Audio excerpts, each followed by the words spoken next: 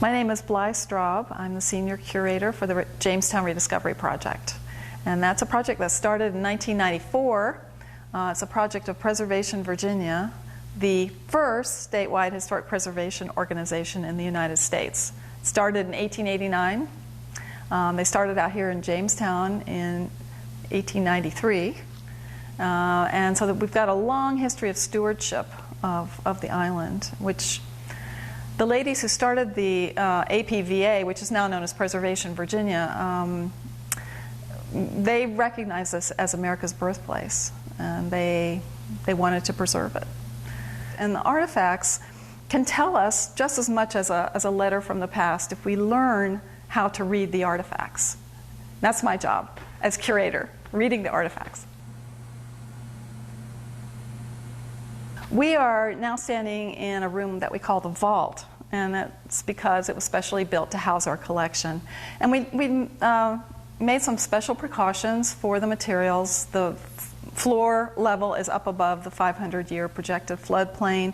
We have reinforced concrete walls, cinder block walls. We have special storm shutters that come down over the windows. You know, we get really bad storms out here, nor'easters and hurricanes.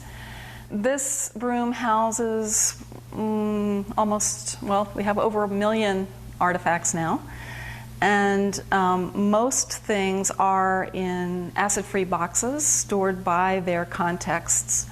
But the other things that are downstairs here in this room are what we call the study collection. So these are the things we need to study more. They represent each area of the fort.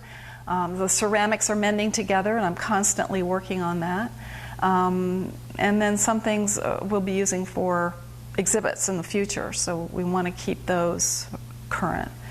The table behind me is full of stoneware from Germany, and these are among the most common ceramic wares that we find in our early contexts. Most of them are called Bartman jugs, which means bearded man, and they have these wonderful little Santa Claus faces on the neck. The medallions themselves on the bellies often tell us something. This one, for instance, I've got it upside down here. There. They're the 3 crowns of Cologne. So we know that this jug was made for the Cologne market. But it circulates all over the world. It doesn't mean someone from Cologne was actually here at Jamestown. I am trying to mend them together. Some are going together quicker than others. If you look at this one, this is almost complete here. I mean, he's not mended yet. I've just got him temporarily taped. But he came out of a well. So, you know, often in our wells, at the bottom of wells, we do find complete ceramic forms, because people are taking these vessels to the well to wash out or to collect water, and they accidentally knock them in. Otherwise, things are used until they're broken and then thrown away. But we like to find wells because of the more complete nature of the objects. I've got flags about the room next to ceramics indicating the countries from which they came from. This Bartman jug actually has a date, see, 04, so that would be 1604. And the motif here is the imperial eagle, the double-headed eagle. The materials on this table are extremely interesting because they come from an early well that we found in the center of the fort. We're calling it John Smith's well because he did order a well to be dug late 1608 when he was leading the colony. And by the materials that are in it, we believe that this well was filled in the spring of 1610, just as the colonists had decided to abandon the fort and give up. They were stopped from doing that by Lord Delaware, the new president who came in just as they were leaving. However, that was after they'd already dumped a lot of this stuff down the well on their rush to depart. And in here we find interesting things such as evidence of the starving time, winter and spring of 1609, 1610. So these are dogs. We have at least 19 different dogs represented from the mandibles. And you can see the cut marks here on the bone where they're cutting at the mandible to get at the tongue and the cheek meat of the dog. We know they also had to eat their horses. There's 7 horses here and during the starving time. And I've got lots and lots of evidence of that, but here's some samples. Here's one, a cannon bone from a horse, a leg bone, and it's been chopped. You can see very clearly there. And then I've got horse teeth. This one has been really cooked. The teeth are indicating animals between the ages of 10 and 20. So the poor horses did not survive that starving time. But I've got things also like whalebone. So the colonists were eating whatever they could get their hands on. Whale. I've got bottlenose dolphin here. It's a bottlenose dolphin jaw. Box turtles. Box lunches. And they ate a lot of these. They talk about that. And we've found lots and lots of these shells.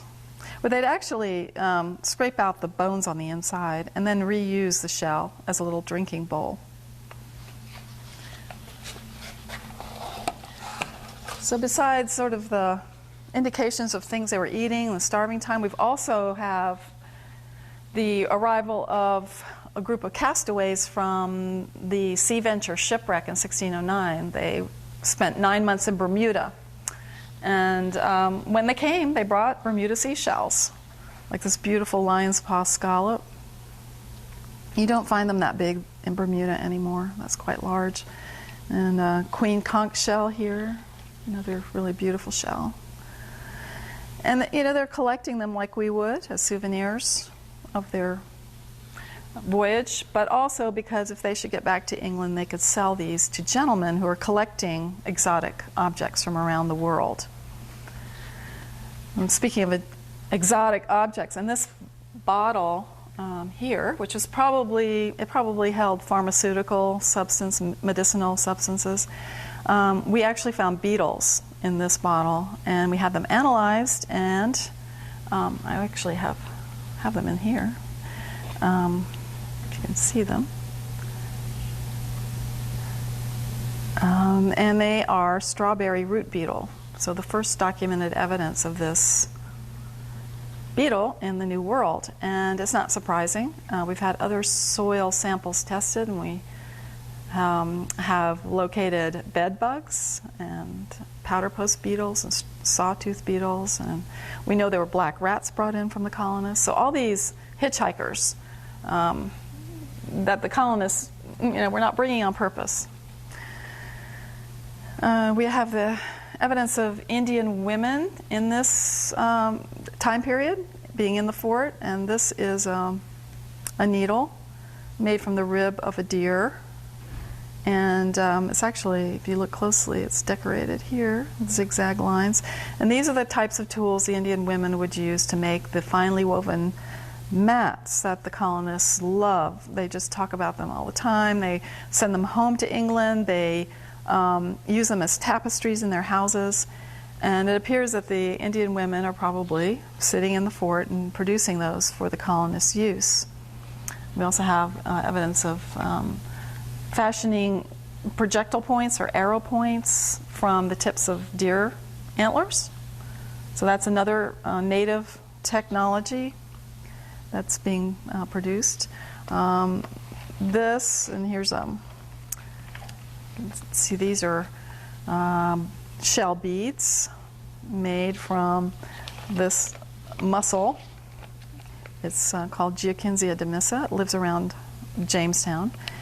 And this is a production site for these beads because they're all unfinished. We've strung these together, but they are not finished. They're all rough around the edges. If they should be finished, they end up being very tiny. They're like this. And so these are, since they're all unfinished, then we know that someone's in the process of making these. And that would be most likely the Indian women, because that's part of their role is to make the material culture in their society. We have a lot of writing from the early period. The most prolific was John Smith. And there is a compilation of his work called The Complete Works of John Smith by Philip Barber that we use quite a bit. There were other eyewitnesses, like other eyewitness accounts, people who were here and they're writing letters back. The communications between the colony and England were really censored very strongly. I mean, the company, Virginia Company, did not want any negative news to get out. I mean, a little bit did, but they really, I mean, we don't know how many letters got, that they just didn't make it through because they had such negative comments. So we do have some records, and we know events. We know when ships are arriving. We know from where they're coming. And it's kind of spotty evidence, but the artifacts in some cases are illustrating what we know from the records, but in other cases they're bringing up questions of things that were not really addressed in the records. One instance of that, for instance, is children. I mean, children don't get recorded because they're not considered important enough. Women rarely do as well. But in this early context, John Smith's well, we have an object that was used by a child who's teething, so quite young child. It's this silver whistle and teething stick. This is pink. This is coral here. It would be much longer. It's very similar to what you see here with King Charles as a baby. He's got one in his hand. And so this is quite early, for children. We do know that a couple of children were born on Bermuda. One of those survived and would have been here by 1610. And a few ships arrived in Jamestown in the late summer of 1609, and they had some women and presumably children aboard as well. You'll notice that there's not much in the way of iron artifacts out, and that's because we have to maintain them in the room in the back. It's called the dry zone. It maintains an atmosphere, very stable atmosphere for the artifacts. We keep the humidity level at no more than 20%. And I'll just run in there and bring out something pretty cool for you to see.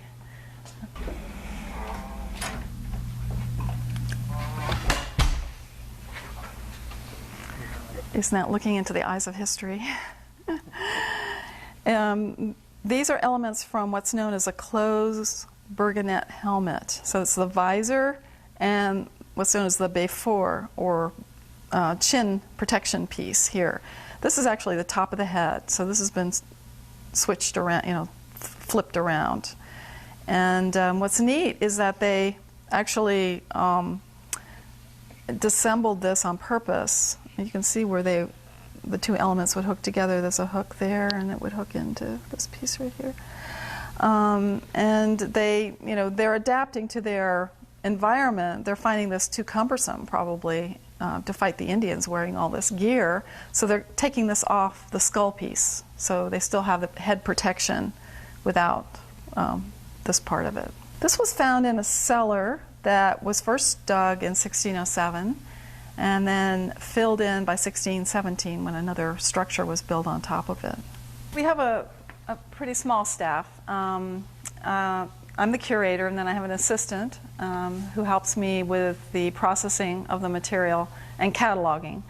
And then we use quite a few volunteers to help in that process as well, especially in the washing and sorting out materials and numbering.